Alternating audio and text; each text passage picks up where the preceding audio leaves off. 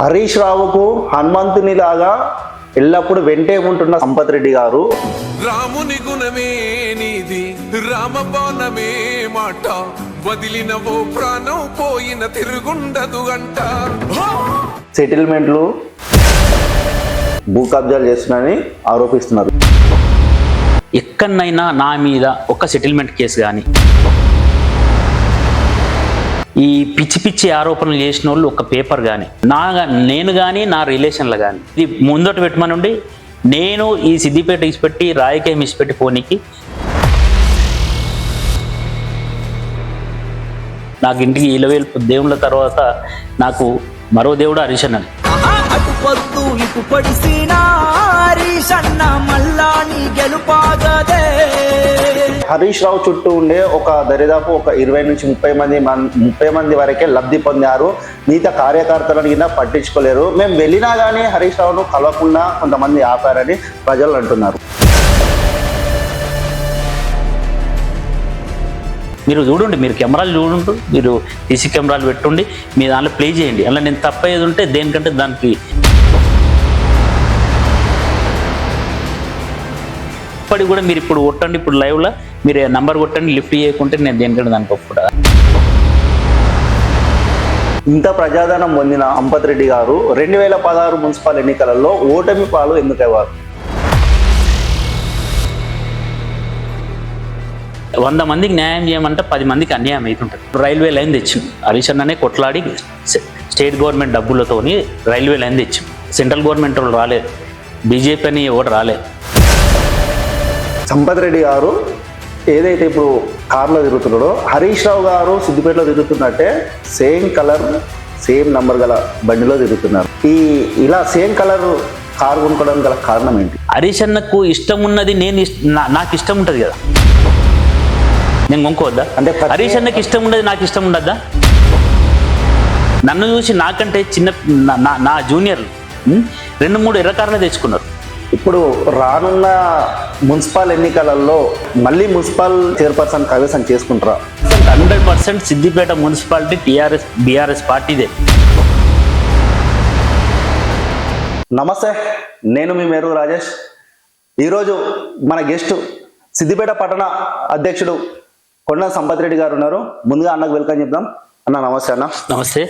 మీకు మీ యూట్యూబ్ ఛానల్కు మరియు మన సేవలస్లందరికీ నమస్తే. బాగున్నారన్న? బాగున్నాను. కొండ సంపత్ రెడ్డి గారు రాజకీయ ప్రస్తావన గురించి మొదటిగా చెప్పండి. రాజకీయ ప్రస్తావన ఒక వేదికగా ఏం రాలేదు. నేను 1991 నుంచి 90 వరకు ఇంటర్మీడియట్ కాలేజీలో ఇంటర్మీడియట్ చేస్తున్న సమయంలో అప్పుడు ఇంటర్మీడియట్ ఎగ్జామ్ ఫీజులు పెంచడం జరిగింది. అప్పుడు టీడీపీ గవర్నమెంట్ మోస్ట్లీ 91, 93 నా ఇంటర్మీడియట్. ఆ టైంలో చాలా ఉద్యమం అయింది. ఆంధ్రప్రదేశ్ ఉమ్మడి ఆంధ్రప్రదేశ్ మొత్తం ఉద్యమం అయితే మా కాలేజీకి కూడా స్టూడెంట్ లీడర్లు వచ్చి మీ కాలేజీ కూడా అప్పుడే ఆ సంవత్సరమే ఎస్టాబ్లిష్డ్ కాలేజ్ అది. మీ కాలేజీలోకి వెళ్ళి కూడా అప్పుడు ఓన్లీ గవర్నమెంట్ కాలేజ్ ఉంటుండే, ప్రైవేట్ కాలేజ్ అదే ఎస్టాబ్లిష్డ్. వాళ్ళకి అప్పటికి ఆర్గనైజేషన్ వాళ్ళు ఎన్ఎస్ఏ వాళ్ళు వచ్చి మనం ఎట్టి పరిస్థితుల్లో గవర్నమెంట్ మీద మనం ఖచ్చితంగా పోరాడాల్సి ఉంటుంది, ఎందుకంటే ఫీజు పెంచారు. ఆ టైంలో ఆర్థిక పరిస్థితులు చాలా హీనంగా ఉండే, ఈ పరిస్థితి లేకుండే మన దగ్గర. కాబట్టి అందరికి ఇబ్బంది అవుతుందంటే నేను దాన్ని కూడా రియలైజ్ అయ్యి 2-3 రోజుల తర్వాత రియలైజ్ అయ్యి అప్పటికెళ్ళే నేను ఎన్ఎస్ఏ స్టూడెంట్ ఉద్యమంకి వెళ్ళి స్టార్ట్ చేసిన. మళ్ళీ అలాగే మా దగ్గర కాంగ్రెస్ లీడర్లు ఉంటుండే భారత్నార్లో. అప్పుడంతా ఎమ్మెల్యే గారు కేసీఆర్ గారు ఉన్నప్పటికీ మా భారత్నార్లు అంతా మా సీనియర్లు అంతా కాంగ్రెస్ లీడర్లు ఉంటుండే. ఆ కాంగ్రెస్ లీడర్లతోని చైర్మన్ రమేష్ అన్న ఉంటుండే, బి రమేష్ అన్న ఎక్స్ చైర్మన్, ఆయనే ఫారూక్ భాయ్ వాళ్ళు అందరూ ఉంటుండే. కాకపోతే అప్పటికి కూడా నేను 16-17 ఏళ్ళే కాబట్టి ఓన్లీ స్టూడెంట్ ఆర్గనైజేషన్ స్టూడెంట్లు దాంతోనే నాకు యాక్చువల్గా స్టార్ట్ అయింది. కానీ కాకపోతే నేను ఈ స్థాయిలో అయితే అనుకోలేదు, ఏదో స్టడీ లెవెల్ పోదాం అనుకున్నాం. కానీ ఉద్యమంకి వెళ్ళే అప్పుడు నా రాజకీయ ప్రస్థానం అనొచ్చు, లేకుంటే ఏది స్టూడెంట్ నాయకుడు అనొచ్చు, అప్పటికెళ్ళి స్టార్ట్ అయింది. ఉద్యమం సమయం నుంచి కొండ సంపత్ రెడ్డి గారు టీఆర్ఎస్ పార్టీలోనే కొనసాగుతున్నారు. రాజకీయాలుగా అంచలంచాలుగా ఎదగడానికి కారణం? రాజకీయంగా అంచెలంచెలుగా ఎదుగుదామని నేను ఎప్పుడు నా మనస్ఫూర్తిగా ఇప్పుడు మీ ముందు నిజం చెప్తున్నా ఉన్నా, నేను ఎప్పుడు రాజకీయంగా ఎదుగుదామనే ఉద్దేశం ఏం లేకుండే. నేను ఏదైతే నా వరకు నేను స్టూడెంట్ ఆర్గనైజేషన్లో కానీ దాని తర్వాత గల్లీ యూత్ ఆర్గనైజేషన్లలో చాలా ఉండే. నా ఎంబడి 200-300 మంది యూత్ ఉంటుండే. అప్పుడు యూత్ ఉంటే ఏమున్నది, ఆ అమ్మవార్లు పెట్టుడు, వినాయకుడు పెట్టుడు, దసరా అప్పుడు పాత స్టూడెంట్స్ని కలుసుడు. మా గల్లీలో చిన్న చిన్న ప్రాబ్లం అయితే నేను అప్పుడు ట్రావెల్స్ ఏజెన్సీ ఉంటుండే. నాకు సిద్దిపేటకి వెళ్ళి బాంబేకు ట్రావెల్స్ ఏజెన్సీ ఒక 10 years నడిపించిన ఈ యూత్ లీడర్గా. తర్వాత నేను రాజకీయ ప్రస్థానం స్టార్ట్ చేసినాక కూడా నేను ప్రశాంత్ నగర్ వార్డ్ మెంబర్, మా మదర్ని పెట్టినాం రిజర్వేషన్లో. మా మిస్సెస్ అప్పుడు ప్రెగ్నెన్సీ ఉన్నది కాబట్టి మా మదర్ని పెట్టినాం. అది మా వార్డు జనరల్ లేడీ అయింది. ఆ ఉద్దేశంలో మదర్ను వార్డ్ మెంబర్ పెట్టినాం. ఎందుకంటే మా నాన్న గవర్నమెంట్ ఎంప్లాయీ అయినా కూడా మా అమ్మను ఒప్పించి మమ్మల్ని పెట్టడం జరిగింది. అప్పటికెళ్ళి కూడా నేను ఏ విధంగా సేవా దృక్పథంతోనే పోయినా. ఎందుకంటే అప్పుడు ఆ ప్రశాంత్ నగర్ అంటే కోట్లింగాల గుడి సైడే అనుకున్నారు. ఈ మా శ్రీనగర్ కాలనీ సైడ్ ప్రశాంత్ నగర్ అని అప్పుడున్న నాయకులకు లేకుండే.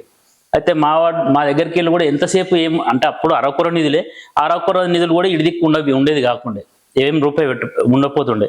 అప్పుడు మా వార్డులో మా కాలనీ కమిటీలు వాళ్ళందరూ కలిసి, సంపత్ నువ్వు ఎట్లయినా యూత్ లీడర్ కదా, అప్పుడు నేను 24 years యూత్ లీడర్ కదా, నువ్వు ఖచ్చితంగా ఉండు, మన ఏరియాకి వెళ్ళి నువ్వు నామినేషన్ అయ్యి, నామినేషన్ వేస్తే నువ్వు నీ ట్రావెల్స్ బిజినెస్ చేసుకో, కానీ నామినేషన్ వేస్తే మనకు వచ్చిన మీటింగ్లో మన లోకలు ఉంటారు, ఎంతసేపు అటే అనుకుంటారు, ఇటు కూడా కొంచెం నిధులు లేవాలని ఒక్క నిధులతో నేను నామినేషన్ వేసిన. నాకు తిరుగులేని, నాకు అప్పుడు చాలా బ్రహ్మాండమైన మా అప్పుడున్న ప్రశాంత్ నగర్లో హైయెస్ట్ మెజార్టీతోనే నేను గెలవడం జరిగింది వార్డ్ మెంబర్గా. నేను 2000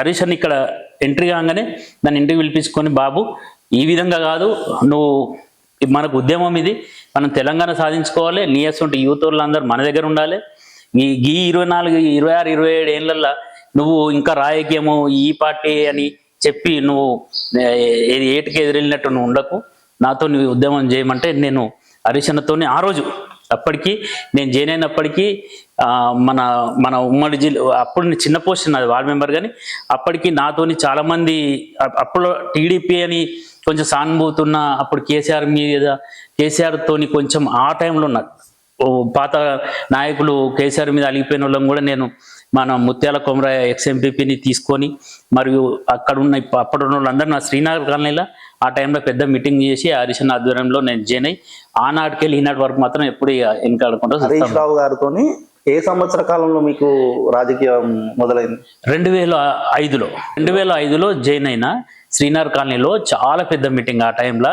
అప్పటికి మన పద్మదేవేందర్ రెడ్డి గారు, రామలింగారెడ్డి గారు, ఆ టైంలో ఉన్న రఘునందన్, ఇదే ఇప్పుడు పార్టీలో మన ఎంపీ బీజేపీ ఎంపీ, ఆ టైంలో టీఆర్ఎస్ ఉండే, అప్పుడున్న రఘునందన్ రావు గారు, నా జైనింగ్కి అందరూ వచ్చారు. నా జైనింగ్ చాలా పెద్ద ఎత్తున జరిగింది. ఆ రోజే హరీష్ అన్న, అరే చాలా నేను ఇటువంటి యూత్ లీడర్ను ఇన్ని రోజులు నేను వాడుకోలేకపోయినా అంటే, అప్పటికి 1 year హరీష్ అన్న ఇక్కడ నిల్చొని అప్పటికి 1 year 1 year ముందు ఆయనకు అర్థం కాలే కదా, వచ్చినాక 1 yearలోనే నన్ను తీసుకోవడం జరిగింది. అదే వార్డ్ మెంబర్గా మా వార్డ్ మెంబర్లతోనే నేనున్న ప్రశాంత్ నగర్లో అప్పుడంతా టీడీపీ అని వార్డ్ మెంబర్లు ఉంటారు, వాళ్ళందరితో జాయిన్ కావడం జరిగింది. ఇంత ప్రజాదరణ పొందిన సంపత్ రెడ్డి గారు 2016 మున్సిపల్ ఎన్నికలలో ఓటమి పాలు ఎందుకయ్యారు? ఆ పరిస్థితులు ఎట్లయింది అంటే, అప్పుడు 2006లో మాదంతా ఇక్కడ అంతా ఎంప్లాయీస్ ఏరియా. నేను అప్పుడు చాలా పెద్దవాడు. ఇప్పుడు అప్పుడున్న ఎంపీటీసీ, అప్పుడున్న 2016లో ఉన్న మున్సిపల్ వార్డు ఇప్పుడు 3 వార్డులు అయింది. అంత పెద్ద వార్డు అది. ఆ వార్డులో నేను ఆర్గనైజేషన్ చేయలేను కదా. అంతకుముందు ఇదే వార్డుకు నేను వార్డ్ మెంబర్ అయినా, అదే వార్డుకి ఎంపీటీసీ అయినా. నేను వార్డ్ మెంబర్ చేసిన దానిలో ఇప్పుడు 4 కౌన్సిలర్లు ఉన్నాయి. నేను ఎంపీటీసీ చేసిన దానిలో 8 మంది కౌన్సిలర్లు లేరు. నాకు ఆ ఏరియా పెద్దదని కాదు, కానీ కంప్లీట్ నేను అప్పుడు ఎంచుకున్న ఏరియా ఏంటంటే, నేనున్న పాతింటి ఏరియా, ఇప్పుడున్న హౌసింగ్ బోర్డ్ ఏరియా, 2 కలిసి ఉన్న వార్డుని నేను ఎంచుకుంటే కంప్లీట్ ఎంప్లాయీస్. ఆ 2-3 అప్పటికి 10 ఏళ్ళు నేను అప్పటికి 10 ఏళ్ళ వరకల్లా కొంచెం వాళ్ళకు బోర్ కొట్టినట్టు అనిపించింది. ఒకటి ఊకే ఇదే నాని. మళ్ళీ ఒకటి ఏమైందంటే, ఈ ఎంప్లాయీస్కు ఆ టైంలో మన కడియం శ్రీహరి ఎడ్యుకేషన్ మినిస్టర్ ఉండే. ఇక్కడ అన్ని టీచర్స్ ఓట్లు ఉంటాయి, దాదాపు 1200 మంది టీచర్స్ ఓట్లు ఉంటాయి. ఆ టీచర్స్ ఓట్లను 3 days ముందే నేను ఏది టీచర్లను ఏది మామూలుగా వేరే కామెంట్ ఉంది. ఇప్పుడు కూడా పేపర్ కటింగ్ చూడండి మీరు, టీచర్స్ గురించి మీరు ఉద్యోగానికి రారు, మీకు జీతం లేక ఇస్తున్నాం ఇదని చెప్పి నాకు 3 days పోలింగ్ ముందు అయిపోయింది. అయినా ఆ 1200 ఓట్లు 1 dayలో వాళ్ళంతా మీటింగ్ పెట్టుకొని, సంపత్ నువ్వు అంటే మాకు అభిమానమే, కానీ నువ్వు పార్టీ మమ్మల్ని మీ ఎడ్యుకేషన్ మినిస్టర్ అన్నారు ఇట్లా ఇక్కడికి వచ్చి ఆయన సారీ చెప్పాలి ఇది నాకు కాదు, నా మీద ఏమైనా ఉంటే మీరు చెయ్యండి అదంటే లేదు మేము మీ పార్టీ కాదు నువ్వు ఉన్న సింబల్ మీద నిలుస్తున్నావు అని చెప్పి అదొకటి.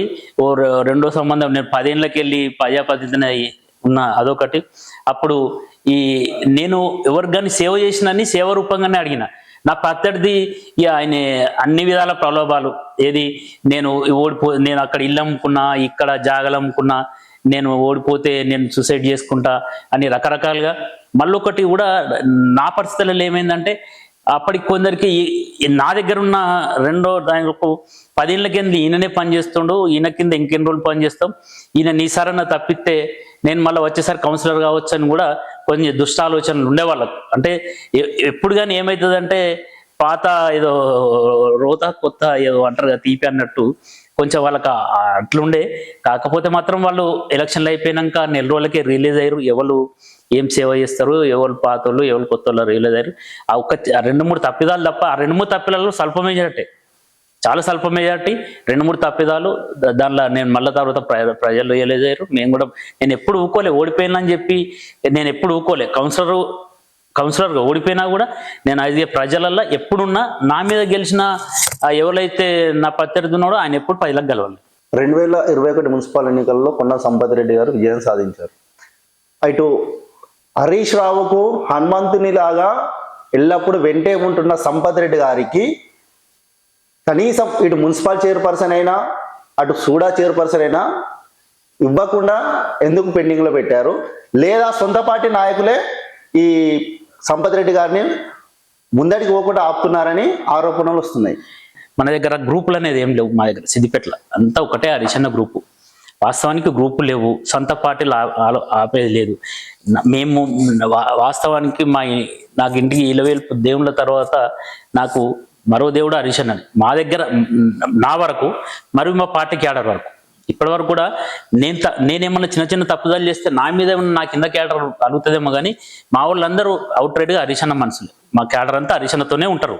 కానీ మా దానిలో మాత్రం గ్రూపులు లేవు. మేము ఏమన్నా పార్టీల పదవులు అనుకుంటే మాత్రం ఇట్లనే మేము అన్నదమ్ములు లెక్క కూర్చుంటాం. ఈ ఈక్వేషన్స్ ఇట్లున్నాయి. ఇప్పుడు నువ్వు చైర్మన్ అయితే ఈ ఈక్వేషన్స్ ఇట్లా ఇబ్బంది అవుతుంది, వైస్ చైర్మన్ అయితే ఈ ఈక్వేషన్లు ఇబ్బంది అవుతుంది. ఇప్పుడున్న పరిస్థితులలో రూరల్లో డెవలప్ కావాలంటే ఇప్పుడు అందరు డైరెక్టర్లను టౌన్లో ఇచ్చి నీకు చైర్మన్ కూడా టౌన్లో ఇస్తే బాగుండదు, పార్టీ బాగుపడాలంటే ఇట్లు ఉండాలి అని చెప్పి హరీష్ అనుకొని మేము అందరం అనుకునే పదవులు చేసుకున్నాం. ఇప్పటివరకు కూడా మేము కూడా అందరం కలిసిమెలిసే పనిచేస్తూ ఉన్నాం. మీరు ఏదైతే మీ దేవుడు అని అంటున్నారో దేవుని తర్వాత హరీష్ అన్న నా దేవుడు అంటున్నారు. అదే మీకు అధ్యక్ష టౌన్ ప్రెసిడెంట్ పదవి కూడా కొద్ది రోజులు పెండింగ్లో పెట్టారు. ఎవరు పెట్టారు? ఇక్కడ ఏం పదవి అన్నా హరీష్ అన్ననే ఇవ్వగలుగుతాడు. టౌన్ ప్రెసిడెంట్ ఏనన్నా, లాస్ట్ కౌన్సిలర్ టికెట్ ఏనన్నా హరీష్ అన్న, అది కూడా ఆయన ఒక్క కండిషన్ కాకుండా మా 10 మందిని అడుగుతాడు. ఆ రోజు కూడా మా ఒక ఇరుకోడు గుట్ట పైన టౌన్ టీఆర్ఎస్ పార్టీ మీటింగ్ పెట్టి ప్రతి కార్యకర్తను పిలిచి ఎవరెవరు ప్రెసిడెంట్ కావాలి అని అడిగితే దానిలో కూడా ప్రతి ఒక్క కార్యకర్త 2001కి వెళ్ళి తిరిగిన కార్యకర్తలు కూడా కొందరు మేము కూడా టౌన్ ప్రెసిడెంట్ చేయగలుగుతాం, మాకు కూడా ఇస్తే బాగుంటుందని చెప్పుట్ల ఆ 1 year అడిగిన వాళ్ళకు ఎందుకు మనం సమాధానం ఎట్లా ఈక్వేషన్స్ సర్ది చెప్పనీకి ఆ 1 year అయింది తప్ప దానిలో వేరే విధంగా కాదు. హరీష్ అన్నకు నేనేమో అది కాదు, ఎవరు నేను ఎంత దగ్గరైనా నేను హనుమంతుల్లాగా ఉన్నా కూడా పార్టీకి ఎవరు యూజ్ అయితే పనిచేస్తారో వాళ్ళకే మాకు పదవులు అని మేము కోరుకుంటాం, హరీష్ అన్న కోరుకుంటాం. హరీష్ రావు గారు గత అసెంబ్లీ ఎన్నికలలో 2 లక్షల మెజార్టీ వస్తుందని కార్యకర్తలు చెప్పారు. కానీ ఆ 2 లక్షల మెజార్టీ అనేది రాలేదు. ఎందుకోసం? మనకు పోలేటి ఎప్పుడు కానీ 1,20,000, 1,70,000. లాస్ట్ టైం మనం 1,18,000 తెచ్చుకున్నాం మెజార్టీ. ఈసారి 1,00,000 వస్తుందేమో అనుకున్నాం. ఎందుకంటే మనం 2 సార్లు వరుస గవర్నమెంట్లు, కొన్ని ఇబ్బందులు ఉంటాయి, ఊకే వీళ్ళేనా అని చెప్పి ఒకటి. రెండో విషయం ఏంటంటే మనం చాలా వరకు డెవలప్మెంట్ చేసినాం సిద్దిపేటలో. ఇప్పుడు 10 మందికి 100 మందికి న్యాయం చేయమంటే 10 మందికి అన్యాయం అవుతుంటుంది. ఇప్పుడు రైల్వే లైన్ తెచ్చింది హరీష్ అన్ననే కొట్లాడి స్టేట్ గవర్నమెంట్ డబ్బులతోని రైల్వే లైన్ తెచ్చింది. అవన్నీ స్టేట్ గవర్నమెంట్ డబ్బులే. ల్యాండ్ యాక్విజిషన్ చేసినాం, సెంట్రల్ గవర్నమెంట్ వాళ్ళు రాలే, బీజేపీ అని ఎవరు రాలే, మనమే కొందరు ల్యాండ్స్ తీసుకున్నాం. ఆ ల్యాండ్స్ పోయిన వాళ్ళు పాపం అక్కడక్కడ 20 గుంటలు ఉంటే 10 గుంటలు ల్యాండ్ తీసుకున్నాం. అంటే వాళ్ళకి 10 గుంటలే మిగిలింది. అరే మా 10 గుంటలు ఇది గవర్నమెంట్ చేయబట్టి. అయితే ఇట్లా ఈ క్రమంలో మనకు 10 to 20% వేరియేషన్ వచ్చింది. ఏది మెజార్టీలో. ఓటింగ్లో మాత్రం మన దగ్గరికి లాస్ట్ టైంకు ఇప్పటికి కానీ మన భారతదేశంలో పర్సంటేజ్ చూస్తే మొన్న 83,000 మెజార్టీ కూడా. హరీష్ అన్న ఇప్పటి వరకు నిలుస్తున్న ఎలక్షన్లో ఒక 2004లో తప్ప, నేను 2005కి వెళ్ళి వచ్చిన, నేను చేసిన అంటలేను, ఆయన వచ్చిన 1 ఇయర్కి అవగాహన వచ్చింది, కాన్స్టిట్యున్సీ మీద పూర్తి పట్టు వచ్చింది. అప్పటి వరకు నవ్ ప్రజెంట్ మొన్న అయిన వరకల్లో కూడా మీరన్న మెజార్టీ తగ్గిందన్న వరకల్లో కూడా ఇప్పటి వరకు ఎవరికి డిపాజిట్లు రాలేదు. అన్న 83,000 మెజార్టీ మామూలు మెజార్టీ కాదు. ఖచ్చితంగా దానికి ప్రజలు హరీష్ అన్నతోనే ఉన్నారు. హరీష్ రావు చుట్టూ ఉండే ఒక దరిదాపు ఒక 20 నుంచి 30 మంది వరకే లబ్ధి పొందారు. మిగతా కార్యకర్తలను కింద పట్టించుకోలేరు. మేము వెళ్ళినా కానీ హరీష్ రావును కలవకుండా కొంతమంది ఆపారని ప్రజలు అంటున్నారు. ఇప్పుడు నీ కెమెరా ఉంటుంది, నేను రేపు హరీష్ అన్న ఎప్పుడు వస్తే అప్పుడు నేను చూపిస్తా. నన్ను చూపించకూరి, హరీష్ నన్ను చూపించకూరి, మీ కెమెరాస్ పెట్టరు, నేను మీకు పర్మిషన్ ఇప్పిస్తా. మా క్యాంప్ ఆఫీస్కి వెళ్ళి హరీష్ వచ్చినప్పటి నుంచి వెళ్ళి పోయేంత వరకు రికార్డ్ చేయండి. ఎవరన్నా వస్తే ఆపుతాడా? ఇంకోటి ఏంటంటే మేము ఆ పక్కకున్న మీరన్న ఎవరైతే నాయకులు ఉన్నారో ఆ పక్క పొంటున్న వాళ్ళు అందరికి చెప్తాడు, మీరు ఇక్కడ ఏం చేస్తారు, ఆడ గేట్ కాలువలో ఉన్నారు తీసుకురండి అని చెప్తారు. మీరు చూడండి, మీరు కెమెరాలు చూడండి, మీరు సీసీ కెమెరాలు పెట్టుండి మీ దాంట్లో ప్లే చేయండి. అలా నేను తప్పేది ఉంటే దేనికంటే దానికి రెడీ. ఇప్పటికంటే ఇప్పుడు మీరు ఏది చెప్పినా చేయడానికి రెడీ ఉన్నా. ఆయన ఎంటర్ అయినప్పటి నుంచి వెళ్ళి డోర్లు ఎక్కేసరికి కూడా కారు మూవ్ అవుతుంటే కూడా ఏం పని బాబు కలవపోతుంది నువ్వు అని అడిగే పరిస్థితి. ఆయనే కలవనీయకపోవడం అనే సమస్య ఉండదు. ఇంకోటి, ఇప్పుడు చాలా మీడియా సోషల్ మీడియా చాలా ఉన్నది, వాట్సాప్ చేస్తూ ఉంటారు ఆయనకు ఏమని, నాకు ఇట్లా ఇబ్బంది ఉన్నది, ఇట్లా నా పరిస్థితులు మీరు నన్ను కలవనిస్తలేరు ఈయనే, లేకుంటే నువ్వు ఈ తప్పు చేస్తున్నావు, మీ లీడర్ ఈ తప్పు చేస్తున్నావు అని వాట్సాప్ ఆయనకు రెగ్యులర్ చేస్తుంటారు. నంబర్ కూడా ఆయనకు ఓపెన్ నంబరే, మీకు కూడా తెలుసు. ఆయనను 1 రూపీ కాయిన్ కాల్ అంటారు. ఆయన ఎక్కడ ఉన్నా కూడా ఆయన ఇవరకు మీకు తెలుసు. ఇప్పటికి కూడా ఆయన ఫోన్ లిఫ్ట్ చేయని పరిస్థితి ఉండదు. నేను ఏదో ప్రైవేట్ మీటింగ్లు ఉంటే ఫోన్ లిఫ్ట్ చేయం. ఇప్పటికి కూడా మీరు ఇప్పుడు కొట్టండి, ఇప్పుడు లైవ్లో మీరు నంబర్ కొట్టండి, లిఫ్ట్ చేయకుంటే నేను దేనికంటే దానికి ఒప్పుకుంటా. అట్లేం లేదు, సమస్య లేదు. ఖచ్చితంగా ప్రజలను కలవరించండు. ఇంకోటి, రెండో పాయింట్, మీరేమన్నారు పక్కకున్న వాళ్ళే లబ్ధి పొందిరారు. ఎవరు లబ్ధి పొందని వాళ్ళు లేరు. టీఆర్ఎస్ పార్టీకి వెళ్ళి హరీష్ అన్నకి వెళ్ళి పర్సనల్గా లబ్ధి పొందిన వాళ్ళు ఎంతో కొంత ఉన్నారు. కాకపోతే మా పక్కకుంటున్న లబ్ధి లేరే. 25 ఏళ్ళ రాజకీయ ప్రస్థానంలో ఓ సొంత ఇల్లు కట్టుకున్నాడు తప్ప, సొంత కారు కొనుక్కున్నాడు తప్ప, మా ముంగట వచ్చిన చాలా మంది ఆఫీసర్లు కానీ, రియల్ ఎస్టేట్ వాళ్ళు కానీ, ఇంకా రాజకీయంకు సంబంధం లేని వాళ్ళు కానీ మాకంటే చాలా పెరిగిపోయారు. మళ్ళీ మా ఇంట్లో కూడా ఇబ్బంది ఉన్నది. నువ్వు నీ పక్క పొంటి వాళ్ళు గంత అయ్యారు, వాళ్ళు రియల్ ఎస్టేట్ చేసి వాళ్ళు 100 కోట్లట, 100 కోట్లట అని మా ఇంట్లో మా పర్సనల్ కూడా అడుగుతా ఉన్నాం. మళ్ళీ మా కళ్ళం కూడా వచ్చిన వాళ్ళని చూసి మేము విడిచిపడతలే. మా 30 మంది మీరు అన్నారు, ఎవరో నాకు తెలియదు 30 మంది, కానీ ఎవరన్నా కూడా మీరు అడిగిన 2 క్వశ్చన్లు, ఒకటేమో సోషల్ మీడియా ఉన్నది, ఒకటేమో ఎవరు పర్సనల్గా బిజినెస్ చేసుకొని వాళ్ళు సంపాదించుకోవచ్చు. సిద్దిపేట మీద వాడి దోసుకొని తినే పరిస్థితులు ఏ టైంలో కానీ ఎప్పుడు కానీ లేవు. మన ఫస్ట్ నుంచి సిద్దిపేట నియోజకవర్గ అదృష్టమో ఏమో కానీ మనకున్న ప్రతి ఎమ్మెల్యే నాకు రాజకీయం తెలిసిన పంచాలి మా అమ్మ కానీ, కేసీఆర్ కానీ, హరీష్ రావు కానీ ఇవాళ 20-25 ఏళ్ళు 7 ఎమ్మెల్యేలు ఉన్నారంటే జనాలకు సేవ చేస్తూనే ఉన్నారు. అది కూడా వాళ్ళు స్వచ్ఛందంగా తప్పుకున్నట్టు తప్ప ఇక్కడ సిద్దిపేట పైలు ఇవ్వట్లేదు ఎమ్మెల్యేలు. కొండన్ సంపత్ రెడ్డి అంటే సెటిల్మెంట్లు, భూ కబ్జాలు చేస్తున్నారని ఆరోపిస్తున్నారు. ఇది ఎంతవరకు నిజం? కొండం సంపత్ రెడ్డి అంటే 2005లో టీఆర్ఎస్ పార్టీకి వెళ్ళి, అంతకుముందు యూత్ నాయకునిగా కాంగ్రెస్లో, ఇప్పుడు టీఆర్ఎస్ పార్టీ ప్రెసిడెంట్గా, అప్పటికెళ్ళి ఇప్పటి వరకల్లా సరే మా గవర్నమెంట్ యొక్క ఈ 25 ఏళ్ళ 10 ఏళ్ళే టీఆర్ఎస్ గవర్నమెంట్ ఉంది. మిగతా 16 ఏళ్ళు అయితే టీఆర్ఎస్ గవర్నమెంట్ లేదు.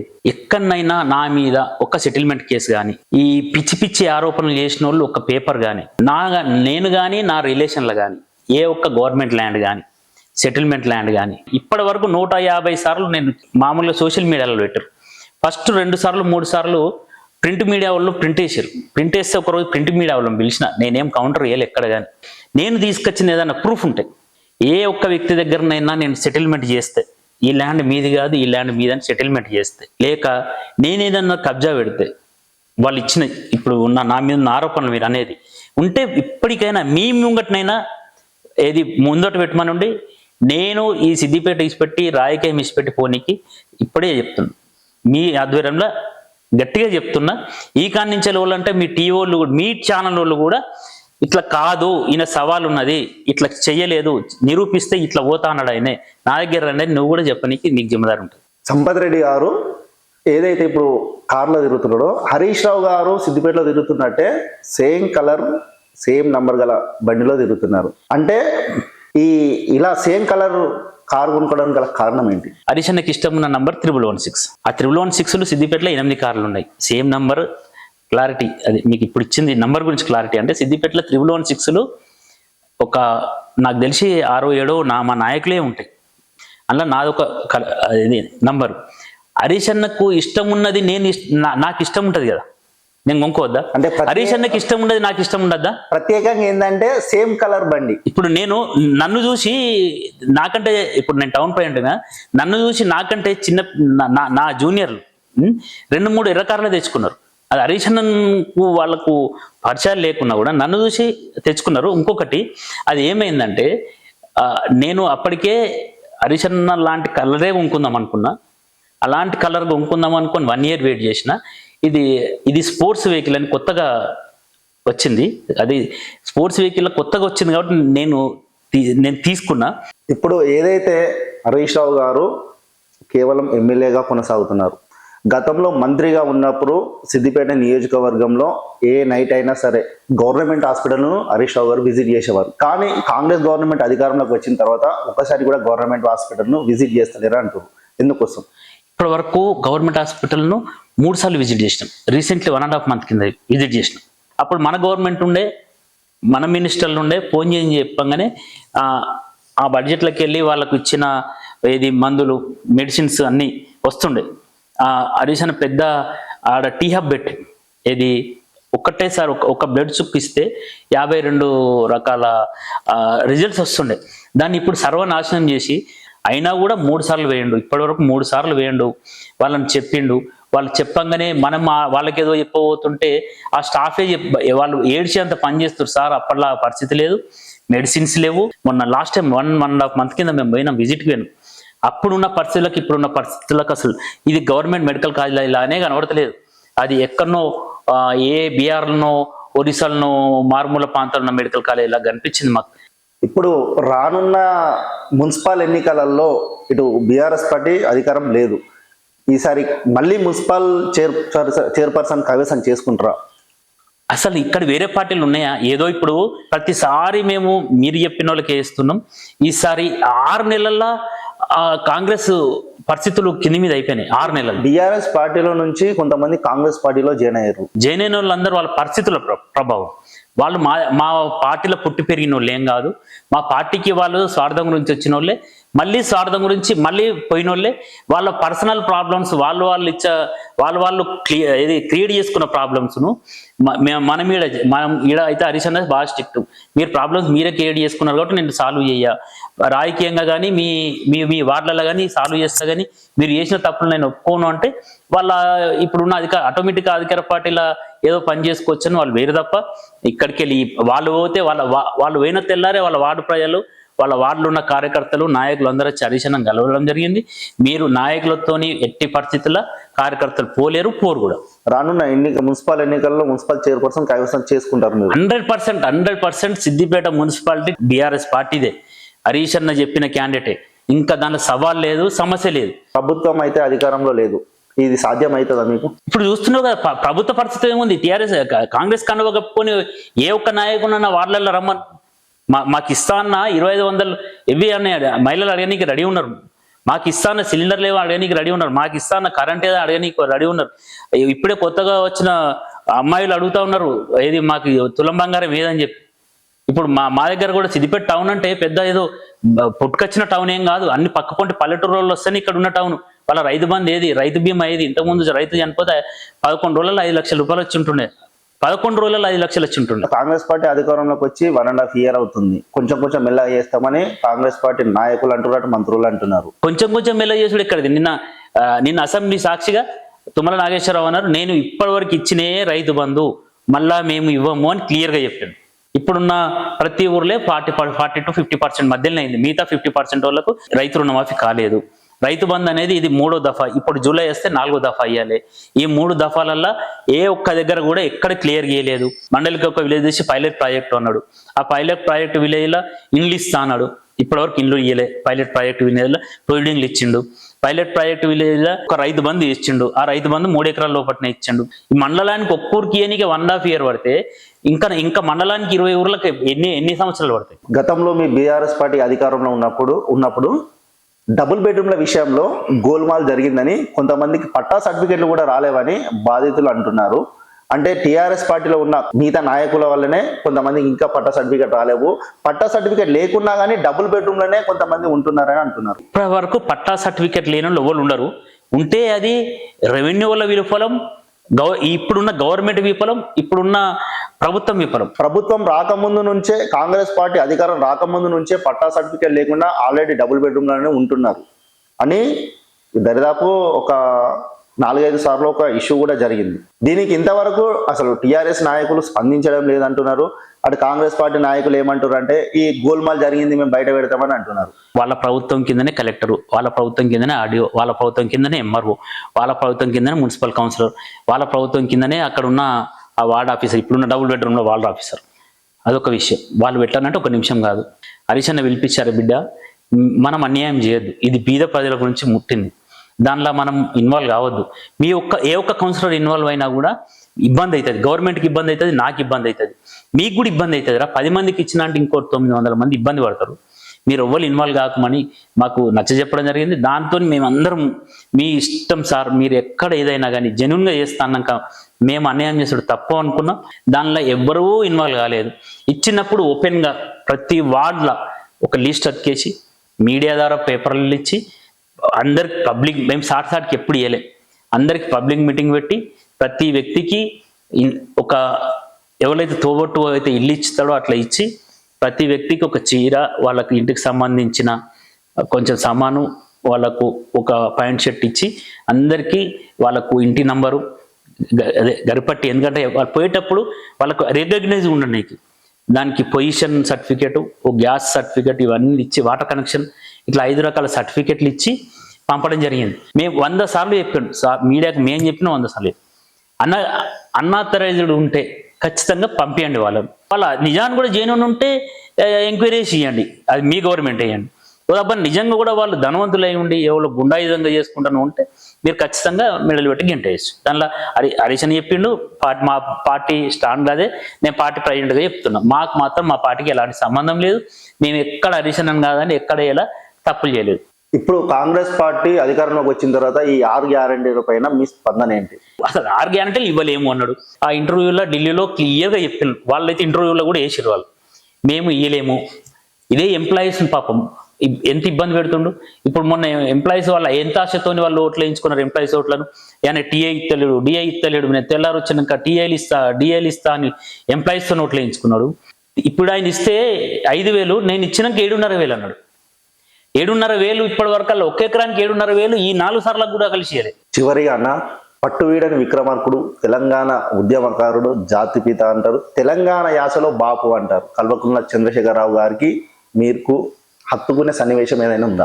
కల్వకుంట్ల చంద్రశేఖరరావు గారికి నాకు అంటే బాగా ఎంత ర్యాప్ తక్కువ. ఎందుకంటే మరి నాకు ఎప్పుడు నేను ఇక్కడ ఉన్నప్పటి నుంచి నా పర్సనల్ లైఫ్నే కోల్పోయి ఎప్పుడు హరీష్తో ఉన్న ఒక 2-3 సందర్భాలలో ఉద్యమ సమయంలో ఆయనతో నేను చాలాసార్లు ఇక్కడ మనం ఈ నంగనూరు మండల్లో ఆయన అక్కడ మీటింగ్ పెట్టిండు. అక్కడ ఉన్న రైతు ప్రజలతో, అక్కడ వాగొడ్డుకున్న ప్రజలతో మీటింగ్ పెట్టినప్పుడు ఆయనతో బాబు మియాస్ ఇట్లా నాకు సార్ ఇంట్రొడ్యూస్ చేస్తే నాతో నా సహచరులు ఇంకా మళ్ళీ ఏంటంటే మా బ్యాచ్మెంట్లే ఉన్నారు ఇప్పుడున్న టైంలో, మమ్మల్ని నిలుసుకొని బాబు మీరు ఇట్లనే మీ ఉద్యమంలో ఉండరు, మీ రాజకీయ భవిష్యత్తు బాగుంటుంది, మీ రాజకీయ భవిష్యత్తు బాగలేకున్నా కూడా మన ఏరియా మన ప్రజలు మీ అసొంటి నాయకు ఉద్యమం యూత్ ముంగట పోతే బాగుంటుందని అప్పుడు ఆయన చెప్పిన అదే మమ్మల్ని పిలుచుకొని నా దగ్గర గురించి, బాబు నువ్వు ఈడ సిద్దిపేటల ఈ ప్రశాంత్, నేను ఆయన ఉన్నప్పుడు ఉన్న ప్రశాంత్ ఆయనకు ఒక నాయకుడు ఉంటుండే ముర్షదన్,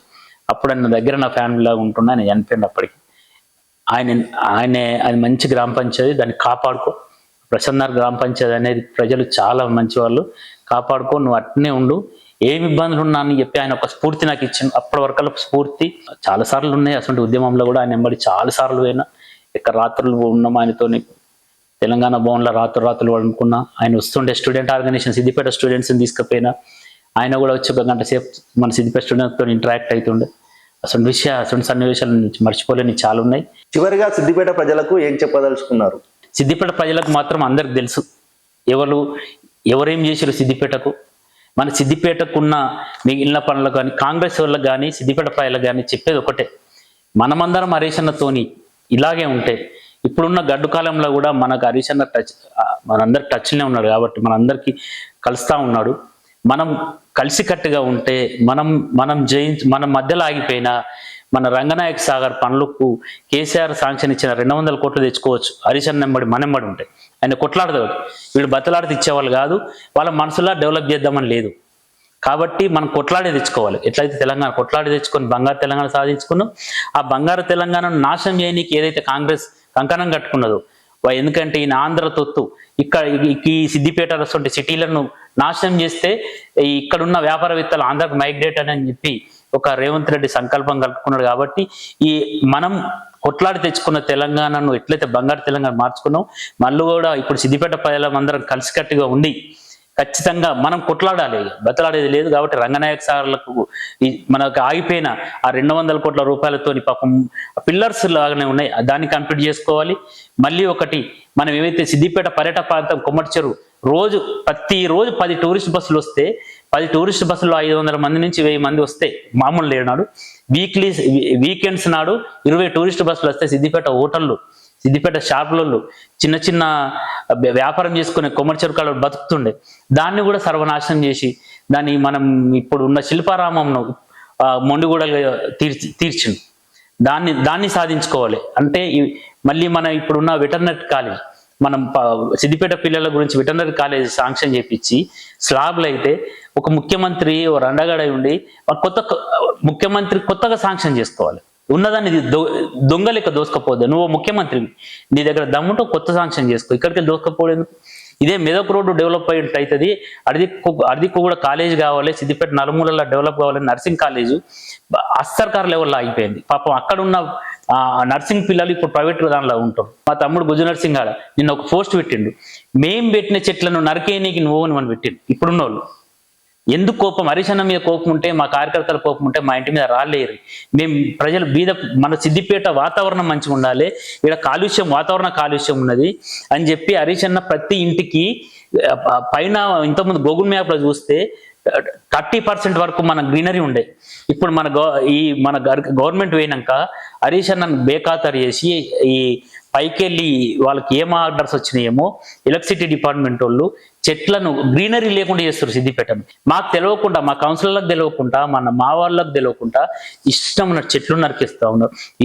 ఇవన్నిటిని అరికట్టాలి. మన ఫండును మనం మళ్ళీ మనకున్న ఇప్పుడు 20 కోట్ల శాంక్షన్ ఆపిరు వాళ్ళు మున్సిపల్ డెవలప్మెంట్స్. ఇవన్నిటి మనం సాధించుకోవాలంటే మన అందరం హరీష్ అన్న వెంబడి ఉండి మున్పట్ల గట్టిగా ఉండి ఒక పట్టు మీద ఉండి సిద్దిపేటను డెవలప్ చేసుకోనని నేను సిద్దిపేట ప్రజలను కోరుతాను. రానున్న మున్సిపల్ ఎన్నికల్లో సిద్దిపేట మున్సిపల్ చైర్పర్సన్ మళ్ళీ మేమే బీఆర్ఎస్ పార్టీ కైవసం చేసుకుందని పొన్నం సంపత్ రెడ్డి గారు చెప్తున్నారు. చూస్తూనే ఉండండి మన కర్తవ్యం టీవీ సిద్దిపేట.